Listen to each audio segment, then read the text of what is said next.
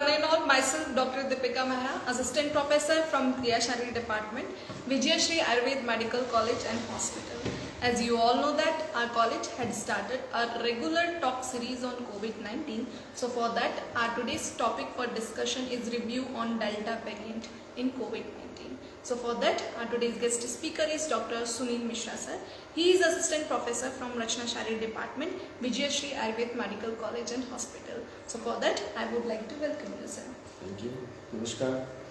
मैं myself Dr. Sunil Mishra, Assistant Professor of Rachna Shari Department, Vijayashree Ayurved Medical College and Hospital. जी sir, जैसा आपका topic है sir review on delta variant. So मैं सबसे पहले डेल्टा वेरिएंट क्योंकि वायरस है तो सबसे पहले आपसे वायरस का इंट्रोडक्शन जो है वो जानना चाहूँगी कि तो सबसे पहले मैम मैं आपको बताना चाहूँगा कि जो डेल्टा वेरिएंट आया इसको वेरिएंट क्यों बोला गया, कैसे कैसे इसमें चेंजेस हुए। तो सबसे पहले तो अपन जानने की कोशिश करते हैं कि कोरोना वायरस है क्या। एक्चुअली ये वायरस ह्यूमन में होने वाला वायरस नहीं था, ये ह्यूमन से प्रोड्यूस नहीं हुआ। यह एक जूनोटिक वायरस है, मतलब किसी भी एनिमल से यह ह्यूमन तक पहुंचा by droplets, by infection, by air. तो कहना चाहिए कि यह एयरबॉर्न भी कह सकते हैं अपन कि हवा से यह जूनोटिक वायरस किसी भी पक्षी से या किसी जानवर से। अलग अलग थ्योरीज हैं, अलग अलग एक्सपर्ट्स ने बताया है कि यह वायरस ह्यूमन में कैसे कैसे आया। और जब यह ह्यूमन में आया तो आने के बाद एक स्पेशल टाइप का रिएक्शन जो हमारे बॉडी में या कहना चाहिए कि ह्यूमन प्रजाति में कहना चाहिए कि एक नया वेरिएशन, कहना चाहिए कि सीधा मतलब है म्यूटेशन से, जो एक प्रजाति से दूसरी प्रजाति में जब एक पीढ़ी से दूसरी पीढ़ी में ट्रांसफॉर्म होता है। हाँ, ट्रांसफॉर्म, रेप्लिकेशन, ट्रांसलेशन, ये सब प्रोसेस चल रही होती है। उस समय पर किसी भी टाइप से ये वायरस हमारी बॉडी में एंटर किया। एंट्रिंग भी अभी अपन डिस्कस करेंगे इसके बारे में कि इसका एंटर हमारी बॉडी में हुआ कैसे।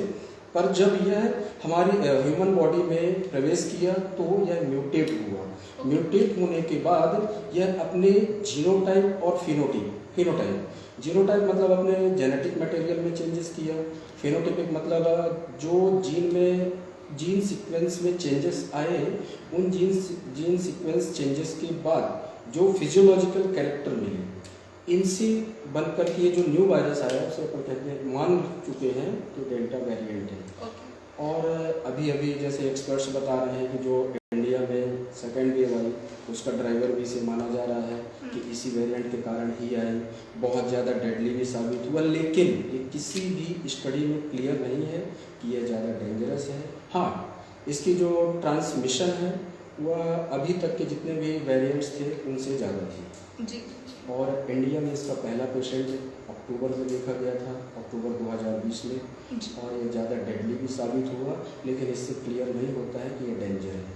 ओके सर, अभी सर यदि देखा जाए तो ये डेल्टा वेरिएंट जो है किन किन कंट्रीज में जो है स्प्रेड आउट हो चुका है? अभी तक तो देखा गया है कि यह डेल्टा वेरिएंट सबसे पहले तो इंडिया में आया, पर इसको इंडियन वेरिएंट भी बोला गया। yes. लेकिन इंडियन वेरिएंट कहना बिल्कुल गलत होगा, क्योंकि यह वेरिएंट, हाँ, पहला पेशेंट इंडिया में मिला, ये बात सच है, लेकिन ये पूरे वर्ल्ड में 192 कंट्रीज में लेकर अगर आप देखेंगे तो 80 कंट्रीज में इस वायरस का वेरिएंट अपन को मिला।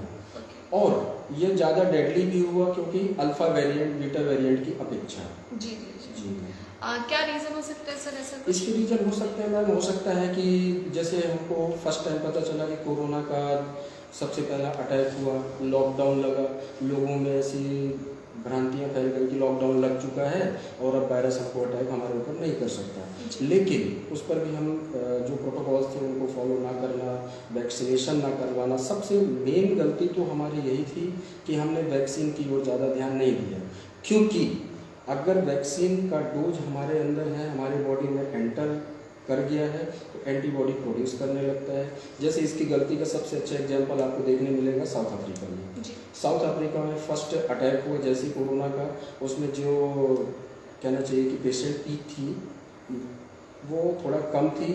उसके बाद उन्होंने वहाँ पर वैक्सीनेशन 5% या 10% ही हुआ, लेकिन उसके बाद जो उन्होंने ये कहना चाहिए ढिलाई देना और प्रोटोकॉल्स का फॉलो ना करना, वैक्सीनेशन ना करवाना, तो इन सब चीज़ों से जब जो तीसरी लहर आई वहाँ पर वो बहुत ज़्यादा डेडली साबित Dangerous हुई। हुई। जी। Yes, yes.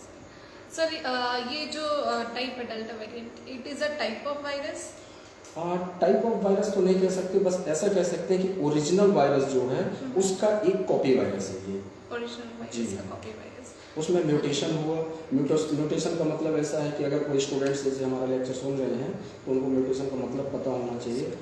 जनरल जो अपन डिस्कस करते हैं किसी रेफरेंस के थ्रू, तो रेफरेंस में मैं बताना चाहूँगा कि एनसीईआरटी जो है, एनसीईआरटी में डायरेक्ट लिखा हुआ है कि mutation is a change of genotype and change of phenotype characters.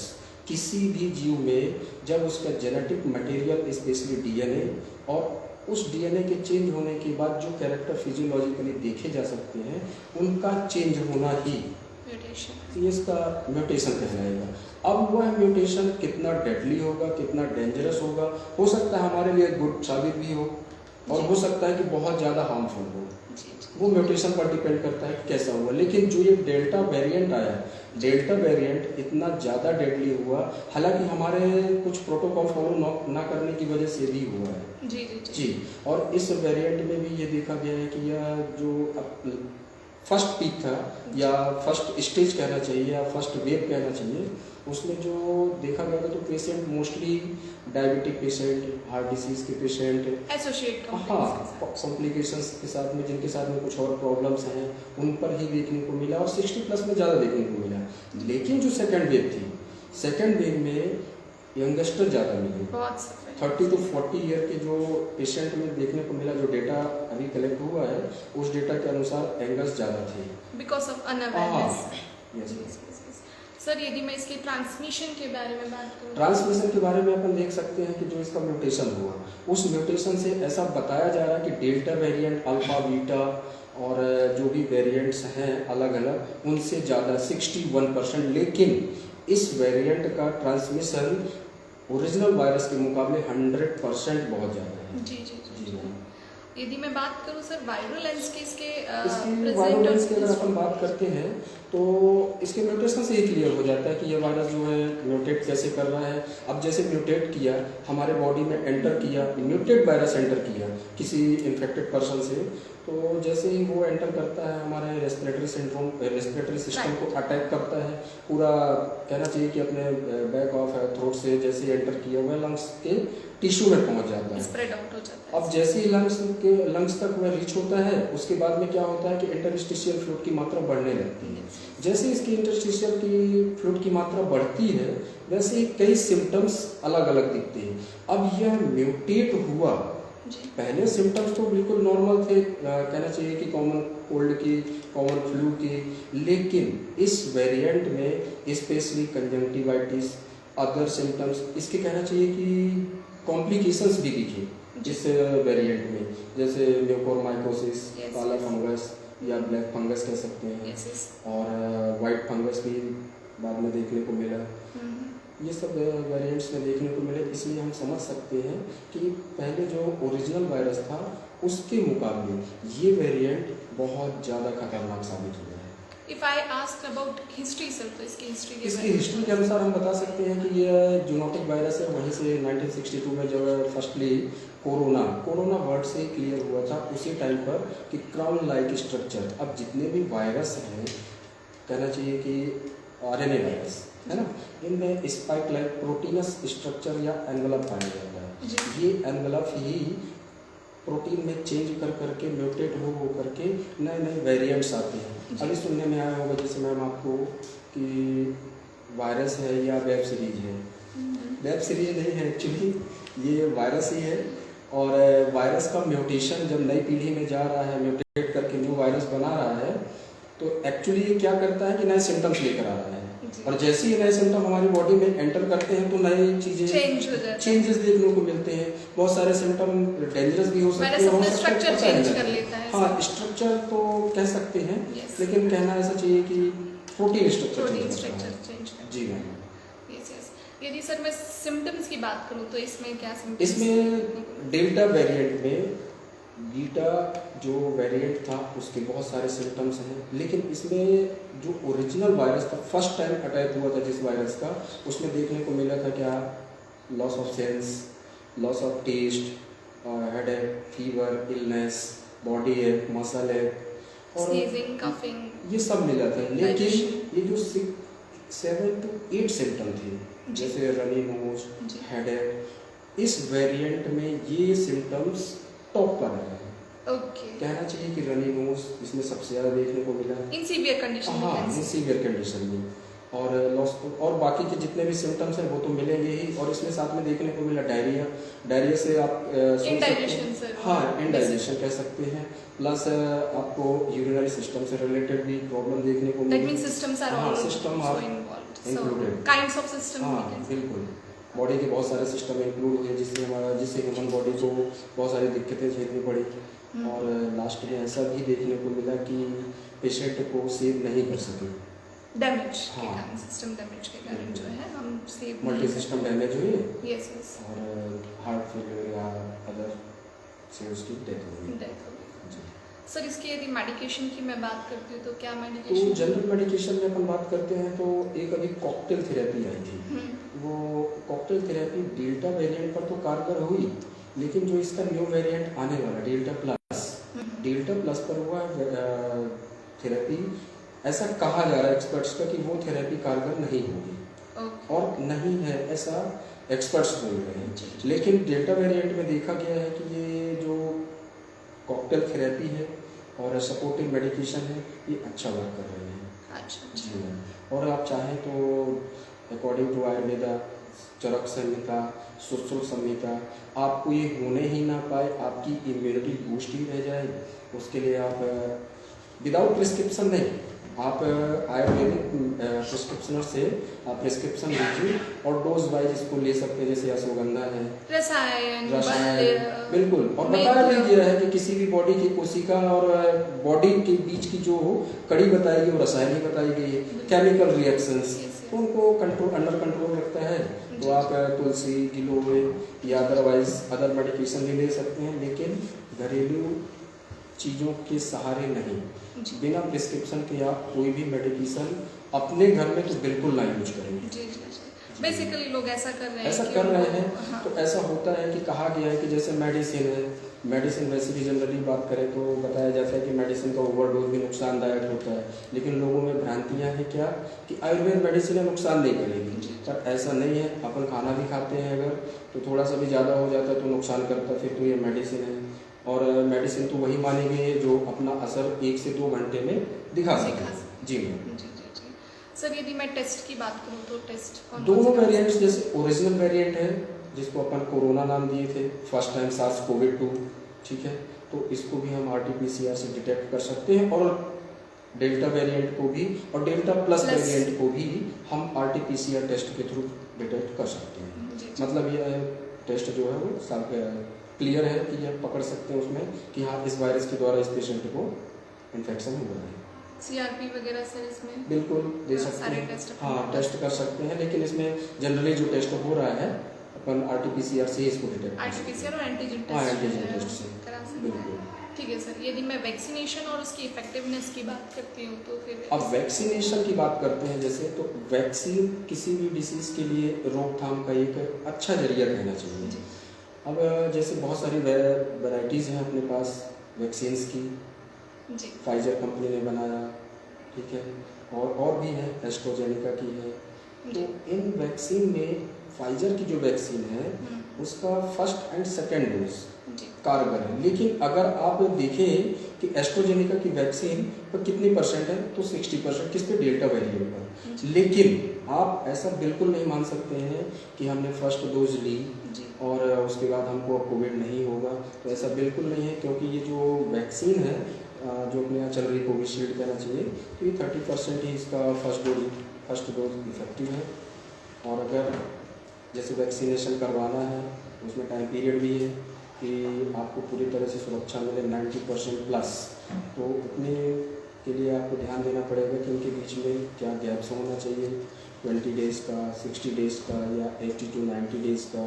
तो मेरे ख्याल से तो कहना चाहिए कि 80 to 90 डेज़ का जो टाइम पीरियड है दोनों के बीच में गैप है, डिस्टेंस फर्स्ट डोज और सेकेंड डोज में, ये अच्छा टाइम है, अच्छा डिस्टेंस है, और इसमें एंटीबॉडी प्रोडक्शन बहुत बढ़िया हो सकता है। और हम यहाँ पर ये डेल्टा वेरिएंट जो है अपने सामने, इसको हम बिल्कुल हरा सकते हैं। जी जी मैम। सर, यदि मैं वैक्सीनेशन की बात करूं तो मैक्सिमम लोगों के मन में ये सवाल अभी भी है, जबकि हाँ सब जी मैम। वैक्सीनेटेड हो चुके हैं, जी जी। कि कोविशील्ड, कोवैक्सीन या स्पुतनिक, इन तीनों में से कौन सी जो है वैक्सीनेशन सही रहेगी? वैक्सीन तो सारी अच्छी होती हैं, बस वो कहना चाहिए कि कितने कंटेंट से मिलकर बनी हुई है। हालांकि स्पुतनिक, कोविशील्ड और कोवैक्सीन, इन दोनों, और स्पेशली आपको देख लीजिए कोविशील्ड और कोवैक्सीन का अभी गवर्नमेंट ने एक बात बोली है कि हम इसका कॉकटेल यूज करेंगे, मतलब फर्स्ट डोज अपन कोवैक्सीन का देंगे, उसके बाद कोविशील्ड का, या फर्स्ट डोज कोविशील्ड की और सेकेंड डोज कोवैक्सीन। पर मना भी किया है, मना भी किया गया, लेकिन हाँ। ऐसा सोच रहे हैं। हालांकि वैक्सीन कोई भी खराब नहीं है, आपके इम्यून सिस्टम को वो कहना चाहिए क्या करेगी, एंटीबॉडी प्रोडक्शन में हेल्प करेगी। क्योंकि ऐसा कहा था सर कि जब सेकेंड डोज लगता है तो वो बूस्टअप डोज रहता है, हाँ मैम। है ना सर? तो यदि हम कॉकटेल डोज का यूज करते हैं तो कहीं ना कहीं जो है वो एक्सपर्ट का मानना था कि अगर ऐसे डोज देते हैं तो हो सकता है बहुत जल्दी एंटीबॉडी प्रोड्यूस हो, क्योंकि बहुत सारे पेशेंट में ऐसा देखा गया है कि एंटीबॉडी 15-15 दिन तक प्रोड्यूस नहीं हो रहे हैं, जी। उनको सीवियर लक्षण भी आ गए। तो हो सकता है बहुत सारी स्टेप्स आए कि आफ्टर वैक्सीनेशन उनकी डेथ हो गई, हो सकता है इस डिस्टेंस को फॉलो ना किया जाए। तर्क और युक्ति के हाँ, अनुसार जो है हम तो चेंजेस कर मैं अपने अनुसार effectiveness- बताना चाहूँगा पर्सनली इस बात को कि फर्स्ट डोज और सेकेंड डोज के बीच में आप At अच्छे least- एक्सपर्ट से डिस्कस करें। और फर्स्ट डोज जब भी आप लें तो सबसे पहले तो आप कोरोना टेस्ट करवाएं। आफ्टर कोरोना टेस्ट के बाद अगर आपका पॉजिटिव आ रहा है तो आप वेट करें, डॉक्टर से डिस्कस करें वो कब लेना चाहिए, और अगर कोरोना नेगेटिव आ तो आप डोज लें, और डोज के बाद सेकेंड डोज कब लेनी है जी। वो अपने फिजिशियन से कंसल्ट करें। और जब भी आप लें, डोज फर्स्ट हो या सेकेंड हो, आप अपना बीपी या अदर मेडिकल चेकअप जरूर करवाएं, उसके बाद ही डोज लें। Yes, और yes. हो सकता है कि कभी कभी किसी 0.03% ऐसा देखने को मिला है कि किसी पेशेंट में या किसी इंसान में कोविड के कुछ सिम्टम्स देखने को मिले। जी। जी। और उन्होंने अवेयर ना होकर हाँ, जो अवेयर है ना उसको होकर अपने जनरल आप फ्लू को आइसोलेट ना करके और जनरल फ्लू फ्लू समझ मान करके के वैक्सीनेट हो गए बिल्कुल, हैं, vaccinate और हो गए। उसका जो है उनको हार्मफुल इफेक्ट देखने को बिल्कुल, मिले, एंड देखने दे को वर मिले। सेइंग लाइक कि it's a effect of vaccination, बिल्कुल। है ना सर? उन्होंने ऐसा बताया। Yes yes yes yes. तो और उन्होंने अपना चेकअप करवाया नहीं था कि हमको कोरोना है या नहीं है, उन्होंने वैक्सीन ले ली, फ्लू टाइप के सिम्टम्स आए और उन्होंने भ्रांतियां फैला दी कि ये सब वैक्सीन से हो रहा है। Yes yes yes yes. Sir, यदि मैं बात करूंगी कि वैक्सीनेट किसको होना है और किसको नहीं होना है, तो इसके बारे में भी थोड़ा सा मैम वैक्सीन तो मैं कहूँगा कि पूरी पॉपुलेशन में होना चाहिए। इफ सफरिंग फ्रॉम एनी, हाँ, अगर आप जैसे इम्यूनिटी डिसऑर्डर्स, यस जैसे किसी भी प्रकार के इम्यूनिटी डिसऑर्डर्स हैं, आप कोई मेडिकेशन ले रहे हैं जिससे आपकी इम्यूनिटी लॉस हो रही है, तो ऐसे पेशेंट को नहीं लेना चाहिए। और अगर आप बिल्कुल स्वस्थ हैं, आप बिल्कुल वैक्सीन लें और उसका प्रोटोकॉल फॉलो करें, क्योंकि ऐसा नहीं है कि वैक्सीन पूरी तरह से प्रोटेक्टिव है जी या आपको सुरक्षा कवच दे दी है, ऐसा नहीं है। जी। जी सर, चिल्ड्रंस में वैक्सीनेशन के बारे में मैं थोड़ा सा जानना हाँ, चिल्ड्रन में वैक्सीनेशन का भी तो ये चल रहा है, गवर्नमेंट ने उस तरफ भी कदम बढ़ाए हैं कि बच्चों के लिए वैक्सीन का इजाद किया जाए और उसमें भी वैक्सीन को प्रोवाइड करवाया जाए। Yes. लेकिन अकॉर्डिंग टू आयुर्वेदा मैं ऐसा कहना चाहूँगा, मैं आयुर्वेद डॉक्टर हूँ, आयुर्वेद फिजिशियन हूँ, जी। तो ऐसा मैं बिल्कुल कहूँगा कि बच्चों को जो भी 0 से लेकर 16 ईयर तक जो एक स्पेशल टाइप का रसायन उनके अंदर प्रवेश कराया जाता है या ओरली दिया जाता है, जिसको अपन क्या बोलते हैं कि स्वर्ण प्राशन या अदर नेम भी है उसके, बट हम स्वर्ण बिंदु, हाँ स्वर्ण बिंदु भी कह सकते हो, बिंदु प्राशन भी कह सकते हैं। तो अपन उसको रेगुलर पर मंथ दे सकते हैं। और अगर आप जबलपुर से हैं स्पेशली, तो आप बिल्कुल हमारे मेडिकल कॉलेज में आकर के अपने छोटे बच्चों को जो 1 साल के भी हैं, 0 ईयर के भी हैं और 16 ईयर तक के भी हैं, उनको आप बिल्कुल दे सकते हैं, यहाँ पर उनकी डोजेस दे सकते हैं। और ऐसा नहीं है कि कहना चाहिए कि बस स्वर्ण प्राशन बस मंथ में 1 ही बार यूज कर सकते हैं, नहीं, आप उसका रेगुलर भी यूज कर सकते हैं, उससे आपके बच्चों की इम्यूनिटी बूस्ट होगी। लेकिन स्वर्ण प्राशन लेने के बाद ऐसा बिल्कुल भी नहीं है कि आप वैक्सीन का उपयोग या वैक्सीनेशन ना करना है। जी जी, आप यदि vaccination गाइडलाइंस करवाएं। निकलती हाँ, हैं बिल्कुल, तब वाली तब। कंडीशन में ना उस सर? पर ऐसा नहीं है कि आपके ऊपर जबरदस्ती थोपा जा रहा है कि नहीं ऐसा किया ही जाना चाहिए। एक फॉर लेकिन इम्यूनिटी बूस्टिंग ऑल्सो, हाँ, बस वैक्सीनेशन की हम आपकी बात इम्यूनिटी करें तो बूस्ट फॉर रहेगी प्रोटेक्शन। यस और यस। आपको ही इससे फ़ायदा होगा, आपकी फैमिली को फ़ायदा होगा, क्योंकि अगर आप पॉजिटिव हो गए तो हो सकता है कि आप किसी के टच में आए, किसी के संपर्क में आए, तो उससे हो सकता है कि एक बड़े समूह को नुकसान हो जाए। जी तो उस नुकसान को बचाने के लिए आप अपने आप को आइसोलेट भी करें, प्लस आप सरकार के द्वारा जो चलाए जा रहे हैं वैक्सीनेशन सेंटर्स में वैक्सीन का उपयोग करें, वैक्सीनेशन जरूर करवाएं। सर, तो क्या स्वर्ण प्राशन का सिर्फ कोविड में इफेक्टिवनेस नहीं है? मैम, ऐसा नहीं कह सकते कि कोविड में ही इफेक्टिवनेस है, लेकिन हाँ इसमें पर है कि कोविड ही सबसे ज़्यादा दिक्कत क्रिएट किया, और एक वेव, दूसरी वेव और तीसरी वेव की तो आशंका भी की जा रही है कि वो कई देशों में तो आ भी चुकी है।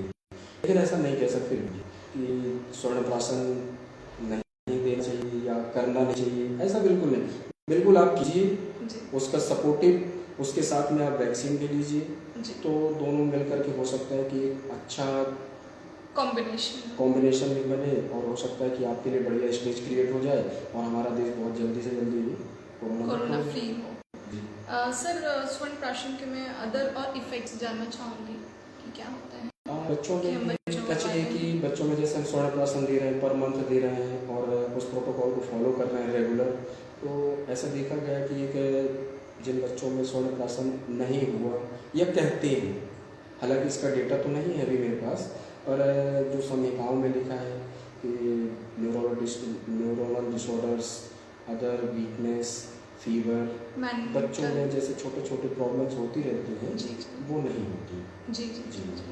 साइकोलॉजिकल तरीके से साइकोलॉजिकल बच्चे भी जो होते हैं बिल्कुल, वो स्ट्रांग होते क्योंकि हैं। साइकोलॉजी डिसाइड करता है हमारा नर्वस सिस्टम, उसमें नर्वस सारे सिस्टम पर ही वर्क करेगा।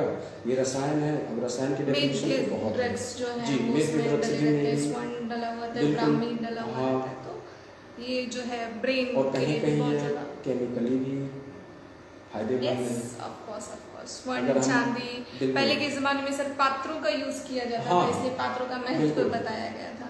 यस यस, ठीक है। तो दैट मीन्स बच्चों को not for only for protection of Covid, other disease से प्रोटेक्ट होने के लिए भी बिल्कुल आप स्वर्ण प्राशन करा वैक्सीनेशन सकते के हैं। तौर पे जो है स्वर्ण प्राशन आयुर्वेदिक का वैक्सीनेशन कह सकते जी हैं। आयुर्वेदिक वैक्सीनेशन हम कह सकते हैं, तो उसका प्रयोग करना चाहिए। Yes sir.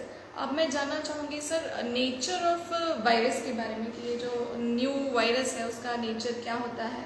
ये जो वायरस कहना चाहिए कि मैम देखिए, सबसे पहले तो इसके जो सिम्टम्स हैं उसके अनुसार हम उसका नेचर पता करते हैं, एक्सपर्ट्स हैं, अकॉर्डिंग टू उसके कहना चाहिए कि जो लक्षण दे रहा है उसके अनुसार कह सकते हैं कि कितनी सीवियरिटी।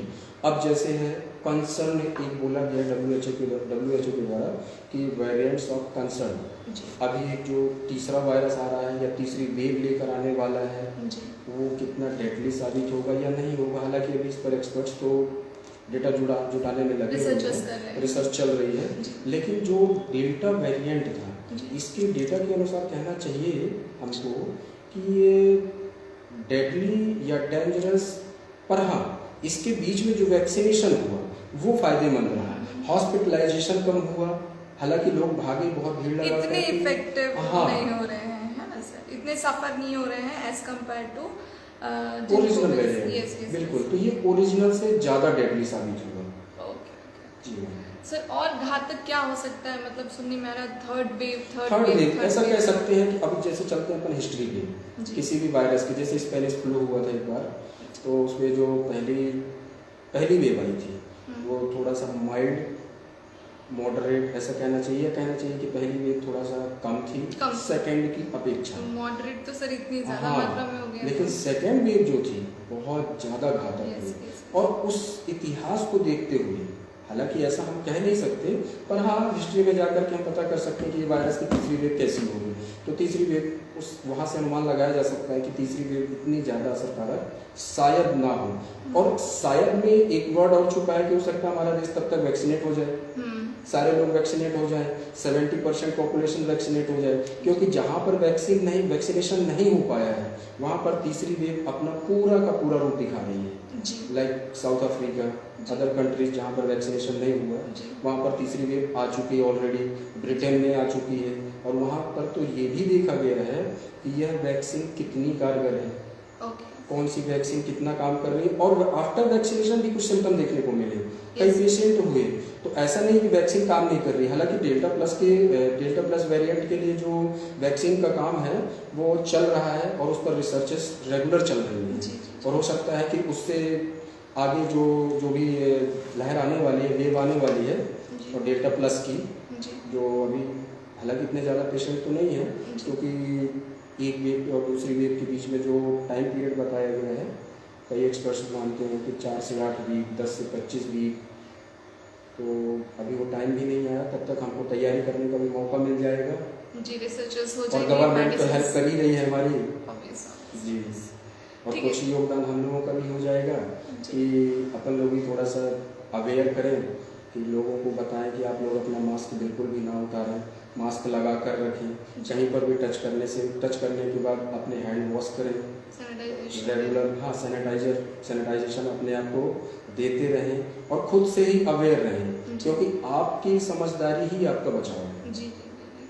सर, यदि मैं बात करूँ वायरस और Ayurveda, we are Ayurveda physician, so what we can correlate with Ayurveda? कहना चाहिए मैम, देखिए संहिताओं में तो बताया गया, बहुत पहले ही बता दिया गया था कि वायरस का नाम कुछ भी हो सकता है, लेकिन यह हमारे प्रकृति के अनुसार फैलता है। हमारे एटमॉस्फेयर, जैसा हम एटमॉस्फेयर क्रिएट करते हैं, जैसे किसी को फ्लू ही हुआ तो संहिताओं में बताया गया कि उससे थोड़ी दूरियां बना कर रखें और फूड हाइजीन रखें, या वो अपने लिए बताया गया। किसी पेशेंट से या कोई पॉजिटिव है, या कहना चाहिए कि लाइक फ्लू ही है, हाँ कहना ये कह सकते हैं बिल्कुल कि औपसर्गिक व्याधियाँ, मतलब किसी एक पर्सन से दूसरे पर्सन में चली जाएंगी, तो उनके लिए हमको एक डिस्टेंस, उनसे दूरियां, और जैसा एटमॉस्फेयर उनके द्वारा क्रिएट हो रहा है, उस एटमॉस्फेयर को कहना चाहिए देश जल वायु का, हाँ, थोड़ा सा इसका उसका बदलाव हम खुद से कर सकते हैं। जी, जी, जी। सर, थोड़ा सा आयुर्वेद तरीके से यदि बताया जाए तो वायरस से बचने के लिए हम जानना चाहेंगे कौन सी ऐसी विशेष औषधियाँ हैं? रसायन सेवन, आप रसायन का सेवन कर सकते हैं। अगर आप 60 प्लस हैं या 50 प्लस हैं सॉरी, तो आप अश्वगंधा का बिल्कुल उपयोग कर सकते हैं। और घर में जैसे आप रह रहे हैं तो आप गिलोय का सेवन कर सकते हैं, काली तुलसी का सेवन कर सकते हैं, क्योंकि तुलसी कहीं ना कहीं हमारे जो इन्फ्लामेटरी रिस्पॉन्स हमारी बॉडी देती है। तो तुलसी अर्क कहना चाहिए एंटी इन्फ्लामेटरी, एंटी बैक्टीरियल भी बोला गया है, एंटीवायरल भी बोला गया है, हार्ट के लिए बहुत अच्छा है। तो अगर कोई सीवियरिटी या हार्ट प्रॉब्लम है तो उसमें भी आपको थोड़ा सा सहायता मिलेगी। तो आप इन मेडिकेशन को अकॉर्डिंग टू आयुर्वेदा यूज कर सकते हैं, लेकिन घरेलू मसालों की तरह नहीं, बिल्कुल भी नहीं। आप आयुर्वेद फिजिशियन से कंसल्ट कीजिए और वो आपको डोज तैयार करके बताएंगे कि आपको इतनी डोज इतनी मात्रा में इस दिन में लेना है। उसके बाद आपको फूड का बताएंगे कि आपको कैसे कैसे फूड्स लेना है। ठंडे फूड्स को बिल्कुल टोटल अवॉइड करें। और कहना चाहिए कि पानी है, सबसे ज़्यादा तो अपन लोग पानी इंटेक करते हैं, तो मेरे अनुसार तो ऐसा कहना चाहिए, या मैं बोलना चाहूँगा कि आप वार्म वाटर का ही यूज करें ज़्यादा से ज़्यादा। लेकिन वार्म वाटर का मतलब ऐसा नहीं कि उबलता हुआ पानी, और बहुत ज़्यादा गर्म भी नहीं, क्योंकि हो सकता है कि आप मेरी बातें सुन करके गर्म पानी आप ले लिए और उसके बाद में हो सकता है कि आपको एसोफेजियल अल्सर्स, ओरल अल्सर्स, ऐसी प्रॉब्लम को भी सामना करना पड़ सकता है। तो वार्म वाटर लीजिए, बिल्कुल सिर्फ गुनगुना पानी हो, और खाली पेट तो बिल्कुल गुनगुना पानी तो आप रेगुलर ले सकते हैं, पूरी लाइफ ले सकते हैं। इसके लिए रेफरेंस भी आया है सर, कफ मेदो निघर्णम पीतम बिल्कुल उष्णोदकम सदा बोला गया है। Yes ma'am. तो बेसिकली तो है कि डिसीज वाली कंडीशन में भी हमें उष्णोदक का प्रयोग करना चाहिए, लेकिन एज डेली रूटीन में भी हमें डेली रूटीन में भी अपन उष्णोदक का उपयोग कर सकते हैं। और ये हमारे लीवर, और खास करके जब अपन सो के उठते हैं तब, क्योंकि बहुत सारा ओरल एंजाइम्स, बहुत सारे एंजाइम्स हमारे ओरल पार्ट में होते हैं, और उस समय पर अगर हम वार्म वाटर लेते हैं तो हो सकता है कहीं ना कहीं हमको एक्टिव करता है, क्योंकि हमारे बॉडी की जो सेल्स होती हैं, जो न्यू प्रोड्यूस हो रही होती हैं, उनका मेटाबॉलिज्म और उनका आधार इंक्रीज करता है, एक्टिव फॉर्म में लाता है। तो हमारा पूरा दिन वैसे भी, और टॉक्सिक मटेरियल्स जो भी मटेरियल को एक्सक्रीट आउट कर देंगे, बिल्कुल हाँ। And not only in urinary system की यदि हम बात करें या हाँ। फिर सारे सिस्टम्स के ऊपर ये बिल्कुल बहुत सारे अच्छा सिस्टम्स जो पर है और सबसे ज्यादा वर्क तो इसका हमारे डाइजेस्टिव सिस्टम Digestive पर है। system, हालांकि आयुर्वेद में बताया गया है कि अग्नि आपकी अग्नि जैसी होगी, आपका दिन वैसा ही होगा, यस क्योंकि सेकंड ब्रेन है हमारा जो एब्डोमेन। Yes sir. और बेसिकली मैं बताना चाहूँगी कि मंदाग्नि में जो है उष्णोदक का हाँ। जो है रिसर्चेस भी हुई हैं और बहुत ही अच्छा रिजल्ट कई पेपर्स भी इसमें सबमिट हुए हैं, पब्लिश हुए हैं, थीसिस हुए हैं, बिल्कुल बहुत हुए अच्छा हैं। इसका जो है रिजल्ट हाँ। देखने को मिला है। और देखा भी गया है मैम कि जो आम का हमारी बॉडी में रुकना, जी। तो ये कहीं ना कहीं हमारी बॉडी से साइटोकाइन से रिलेटेड होता है। Yes yes yes. अब ये साइटोकाइन से हमारी बॉडी से कैसे निकलेंगे, जी। एक्सक्रीट आउट होंगे, तो माना जा रहा है कि हमारे जो शौक हैं सुबह सुबह की भी खाली पेट चाय पीना है। जी जी मैं तो ऐसा कहूँगा बिल्कुल कि दूध की चाय ना पिए। जी। अगर बहुत इच्छा हो रही है तो आप ब्लैक टी पिए जी या तुलसी वाली चाय पिए, जी जी लेमन टी पिए। जी। तो हो सकता है कहीं हद तक आप खुद से ही अपने साइटोकाइंस को स्थिर रख सकते हैं। और बेसिकली बोला भी गया है कोविड जो है आम के कारण जो है हम एक तरीके से हाँ बिल्कुल कहा गया है, क्योंकि आम के साइटोकाइंस कारण- क्या होता है कि ये इन्फ्लामेटरी मीडिएटर्स होते हैं। जी। अब हमारी बॉडी में साइटोकाइंस एक्टिव हो गए तो हो सकता है हमारे ब्रेन तक पहुँचे वो, Obvious. अब पहुँचेंगे ही हाँ। तो बहुत सारी साइकोलॉजिकल प्रॉब्लम भी क्रिएट हो सकती Yes, हैं। yes, yes. बहुत हमारे कहना चाहिए कि डाइजेस्टिव एंजाइम्स, क्योंकि ये जो वायरस है एक एंजियोटेंसिन एंजाइम से ही अपना अटैचमेंट दिखाता है। तो एंजियोटेंसिन एंजाइम मतलब टेंशन तो क्रिएट करेगा ही Yes, करेगा, yes, yes, क्योंकि yes. उस रिसेप्टर को वो पकड़ रहा है। अब वहाँ पर पकड़ लिया है किसी भी चीज़ को, मान लीजिए मैं इस हैंड को ही पकड़ लूँ तो Yes, प्रॉब्लम yes. तो इस हैंड को ही होनी है। Obvious. तो वहाँ पर वो कोशिकाओं को पकड़ करके और अपने Damage करता है। रेप्लिकेशन करके Replication. और उसकी जो फिजियोलॉजी है उसको हैम्पर्ड करने का बिल्कुल। फंक्शन करता है हाँ। बेसिकली। ओके सर, यदि मैं एट लास्ट में आपसे एक एंड नोट जानना चाहूँ तो क्या आप पब्लिक को दे पाएंगे सर? तो मैं एंड नोट में मैं लोगों को बस यही बताना चाहूँगा कि आप अपना वैक्सीनेशन करवाएं। आयुर्वेदिक प्रोटोकॉल्स या आयुष मंत्रालय के द्वारा जो भी मेडिसिन है उनका गाइडलाइंस जो भी बिल्कुल मेडिसिन और गाइडलाइन उनको फॉलो करें। जी। प्लस आप मास्क का यूज जरूर करें। हाँ, लोगों में ये आ रहा है बिकॉज एयरबॉर्न हाँ। है, जैसे आपने बताया जैसे एयरबॉर्न है तो बिल्कुल। रेस्पिरेटरी ट्रैक्ट जो है किसी इसमें अगर infected आपको ऐसा होने लग के रहा है कि हो सकता पर्सन इन्फेक्टेड है Yes. तो उससे Symptoms. इन्फेक्शन को बचाने के लिए आप अपने आप को खुद से सिक्योर करें। जी जी आप माउथ मास्क का यूज करें। जी प्लस अगर किसी क्राउड जगह में जा रहे हैं तो घर आते समय या घर आए तो बाहर ही साबुन से, निरमा से या जो भी सैनिटाइजर सब्सटेंस हो, फ्लूइड्स हो, उनसे आप अपने हैंड वॉश अल्कोहल बेस्ड जो भी है। और आयुर्वेद में भी बताया गया कि नींबू पानी का भी बढ़िया आप उपयोग कर सकते हैं, बिल्कुल इफेक्टिव है। यस यस आप बिल्कुल अपने आप को सैनिटाइज करके रखें। जी जब कभी भी बाहर जाएं तो भीड़ में जाने की कोशिश ना करें। जी अगर आप चले भी गए हैं वहाँ पर मास्क का उपयोग करें और लोगों से कम 6 फीट की दूरी, अभी 6 फीट की दूरी बताई गई है तो इसका भी कोई साइंटिफिक मतलब होगा, क्योंकि जैसे कोई अगर छींक रहा है स्नीजिंग के बाद हमारे बॉडी के जो फ्लूइड हैं ड्रॉपलेट Droplet. जा रहे हैं, उसके बीच में जो वायरस का डिस्टेंस होता है हमारे और इन्फेक्टेड पर्सन के बीच में, वो वायरस जैसे ही एटमॉस्फेयर के कांटेक्ट में आएगा 1 से 2 फीट में वो खुद ही इनएक्टिव हो जाएगा। यस यस इसके लिए बताया गया 6 फीट की दूरी बिल्कुल बरकरार रखें, मेंटेन करें और हाइजीन तो बिल्कुल मेंटेन करें। लिक्विड फूड लें, अगर आपको ऐसा कुछ लग रहा है तो गर्म फूड बिल्कुल लें।